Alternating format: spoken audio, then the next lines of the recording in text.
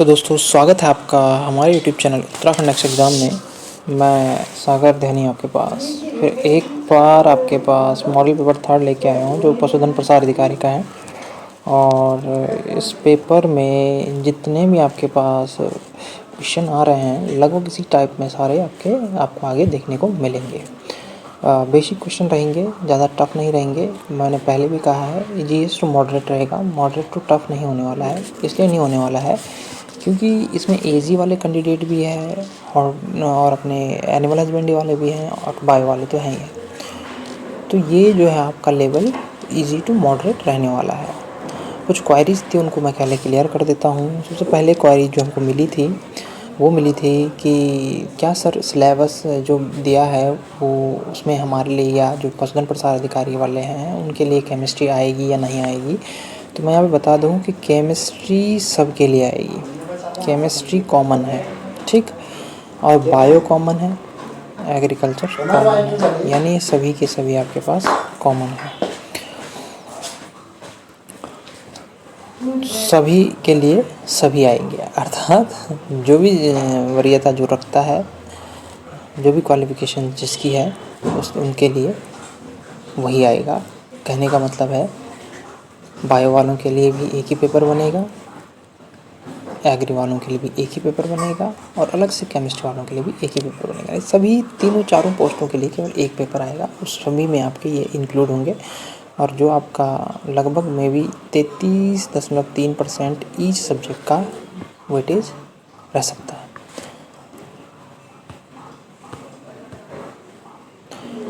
तो शुरू करते हैं वीडियो को शुरू करने से पहले आपसे दरखास्त है कि वीडियो को लाइक, चैनल को सब्सक्राइब और बेल आइकन ज़रूर दबा दें ताकि प्रत्येक नोटिफिकेशन का पता आपको चलता रहे। और हाँ, साथ ही कल के कुछ क्वेरीज थे, कुछ क्वेश्चंस थे जिन पे डाउट था। तो डाउट ये था कि गाइज जो एक क्वेश्चन आ रहा था कि डीएनए से आरएनए बनने में कौन सा एंजाइम जो है हेल्पफुल है या मददगार है, कौन सा एंजाइम काम करता है। तो वहाँ पे आपका आंसर था आरएनए पॉलीमरेज।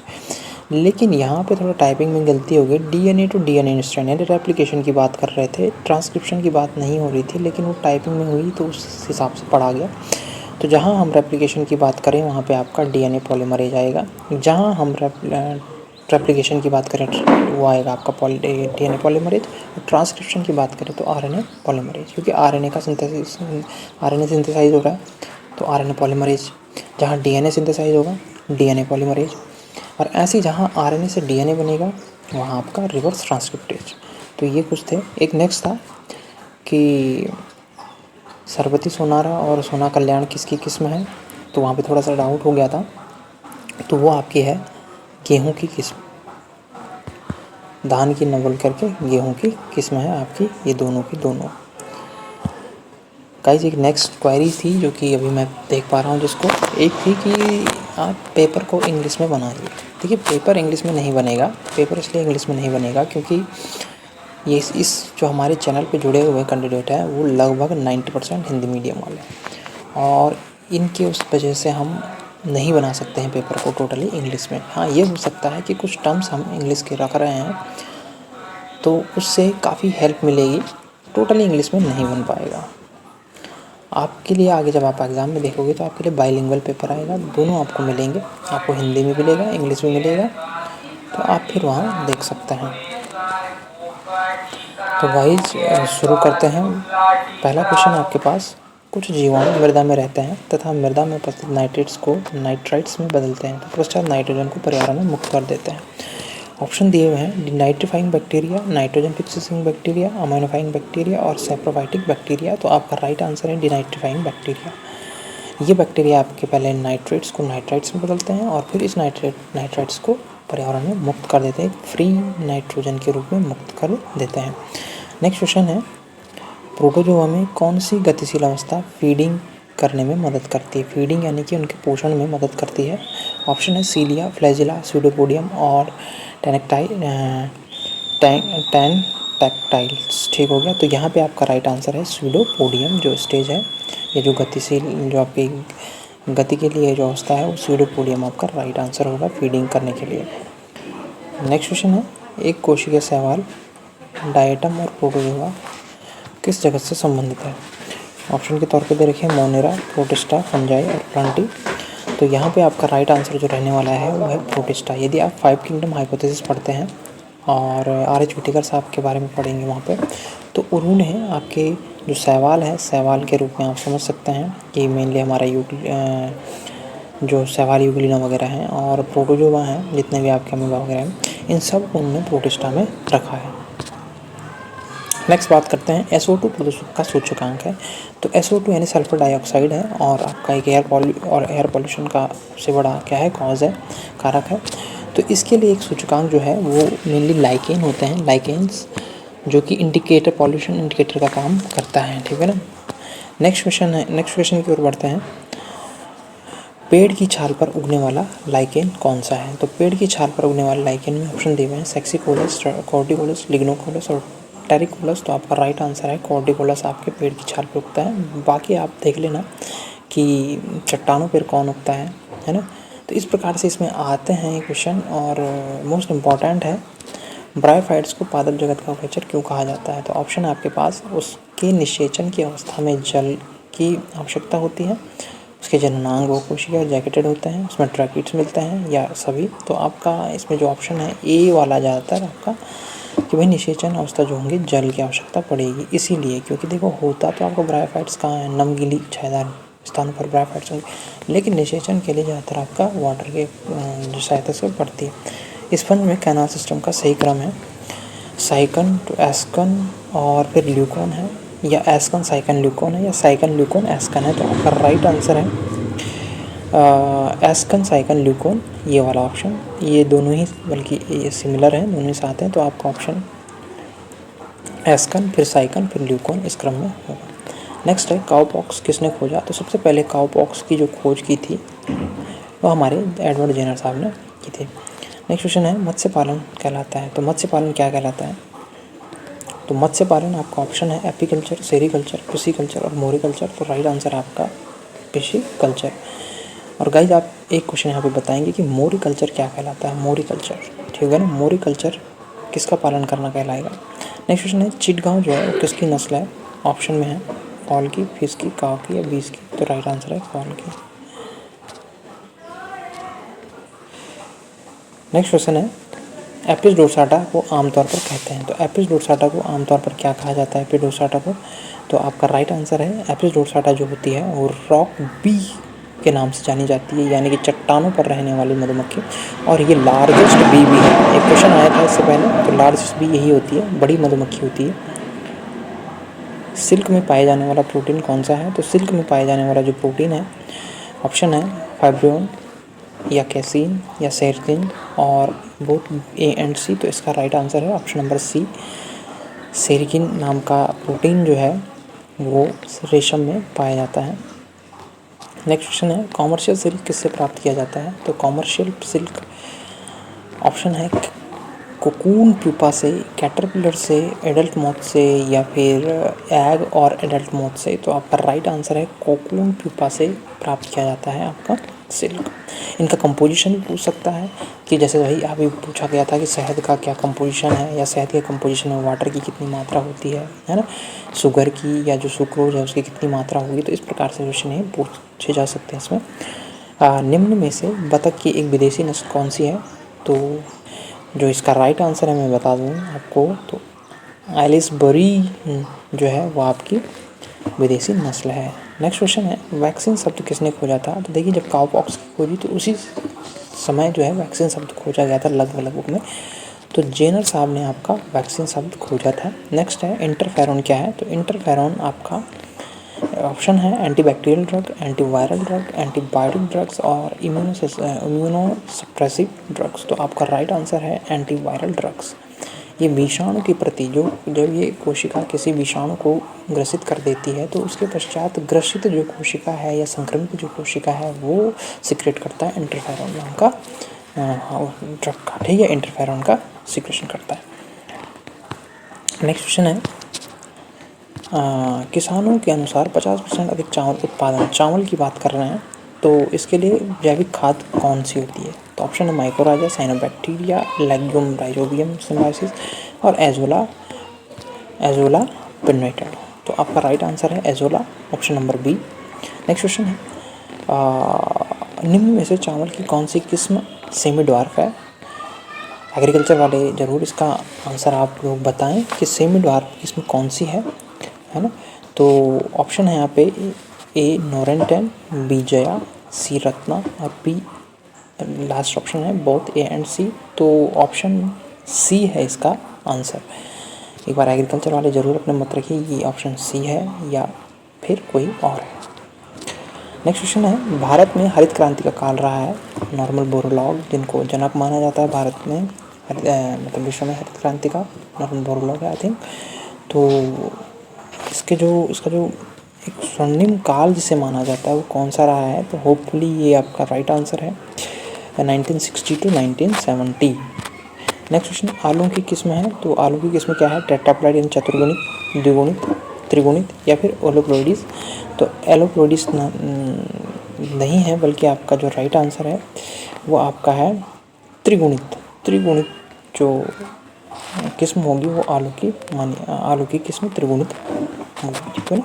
डीएनए अणु की कार्यात्मक इकाई जो कि विशेष तौर पर एक जीन को कोड करती है, तो वो आपका ऑप्शन है सिस्ट्रॉन, एक्सॉन, इंट्रॉन और जीन। तो आपका सिस्ट्रॉन आपका राइट आंसर होगा।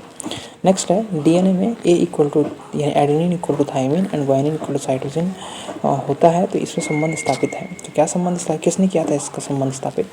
तो ये आपका मेनली ऑप्शन दिया है coulomb law, Mendel, van't Hoff plot और आपका चारगाव। तो ये चारगाव का नियम है और इसके अनुसार क्वेश्चन भी पूछे जाते हैं कि भाई यदि एडेनिन की मात्रा आपका 19% है तो थाइमिन कितना होगा या फिर ग्वानिन कितना होगा। इस टाइप से आपके क्वेश्चन पूछे जाएंगे कि डीएनए में कितना % क्या होगा।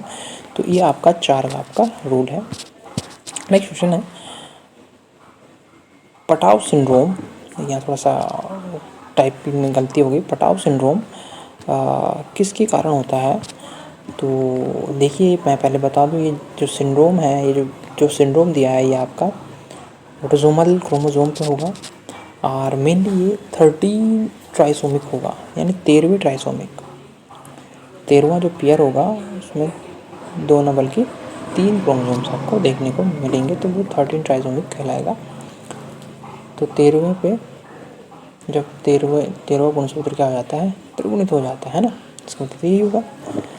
तो 13 ट्राइसोमी को हम क्या कह देंगे? पटाव सिंड्रोम कह देंगे। कोई सर्वेट्स क्या होते हैं? तो यहाँ पे साइनोबैक्टीरिया, प्रोटोजोआ, मॉलिक्यूलर एग्रीगेट्स और molecular aggregate with plasma membrane के साथ आउटर लेयर है ना, outer layer of plasma membrane. तो आपका डी ऑप्शन सही हो जाएगा इसका कि मॉलिक्यूलर एग्रीगेट्स जो कि प्लाज्मा मेम्ब्रेन के आउटर साइड पे चिपके हुए मिले, ठीक। इसमें नेक्स्ट है जीवाश्म का अध्ययन क्या कहलाता है? ये जरूर पूछे जाते हैं, स्टडी जरूर पूछी जाती है, किसकी स्टडी क्या है। ऑप्शन है फिजियोलॉजी, ऑर्थ्रोपोलॉजी, जूलॉजी और प्लेंटोलॉजी। तो राइट आंसर आपका प्लेंटोलॉजी यानी जीवाश्म विज्ञान। नेक्स्ट है एनालिडा और मोलस्का के बीच की कड़ी है, तो पेरिपेटस है, न्यूपिलिना है, प्रोटोप्टेरस है और इनमें से कोई नहीं। तो आपका राइट आंसर जो है वो आपका है नियोपाइलिना, ठीक। नियोपाइलिना आपका राइट आंसर है। नेक्स्ट क्वेश्चन है ब्लू बेबी सिंड्रोम किस प्रदूषक से होता है? तो आपका राइट आंसर होने जा रहा है इसमें, देखिए कार्बन मोनोऑक्साइड, फ्लोरीन, नाइट्रेट और मरकरी। तो आपका राइट आंसर है नाइट्रेट। देखिए इससे संबंधित जरूर आते हैं, ब्लू बेबी सिंड्रोम हो गया, चाहे इटाई आ गया, इस तरीके से क्वेश्चन जरूर पूछे जाते हैं। नेक्स्ट क्वेश्चन है पुष्पीय पादपों को उगने में निम्न किसके अंतर्गत आता है? यानी कि पुष्पीय पादप, यानी जब हम पुष्पीय पादपों को उगाते हैं तो क्या कहलाएगा वो प्रोसेस? तो आपका फ्लोरिकल्चर है, एंथोलॉजी है, एग्रोफॉरेस्ट्री है, हॉर्टिकल्चर है। तो आपका फ्लोरिकल्चर के अंतर्गत आ जाएगा। नेक्स्ट क्वेश्चन है निम्न में से रबी की चारा फसल है, तो ये मोस्ट इम्पॉर्टेंट है। रबी की चारा फसल ये आपको मालूम होनी चाहिए। तो रबी की चारा फसल दिया है मक्का है, ज्वार है, मक्का चरी है या बरसीम है। तो रबी की जो होगी, जो रबी सेशन में बोई जाएगी, सीजन में बोई जाएगी, वो आपके हैं बरसीम। तो यहाँ राइट आंसर है बरसीम, बाकी आपके खरीफ की मानी जाएगी। नेक्स्ट है साइलेज का पीएच, मतलब लगभग पीएच कितना होना चाहिए साइलेज का? जो साइलेज बनाते हैं और मुख्यतः मक्का का ही साइलेज सर्वोत्तम सबसे अच्छा माना जाता है, तो उसका पीएच कितना होना चाहिए पूछ रहे हैं। तो ऑप्शन है 5.3 से 6.2 2.4 से 3.5 और 3.8 से 4.2 और फिर इनमें से कोई नहीं, तो राइट आंसर आपका 3.8 टू 4.2 के बीच में होगा तो अच्छा माना जाएगा। नेक्स्ट क्वेश्चन है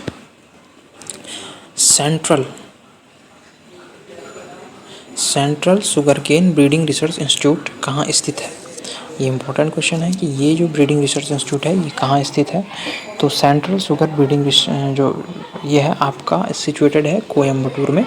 नेक्स्ट है सेंट्रल राइस रिसर्च इंस्टीट्यूट कहाँ है, तो ये आपका कटक में है।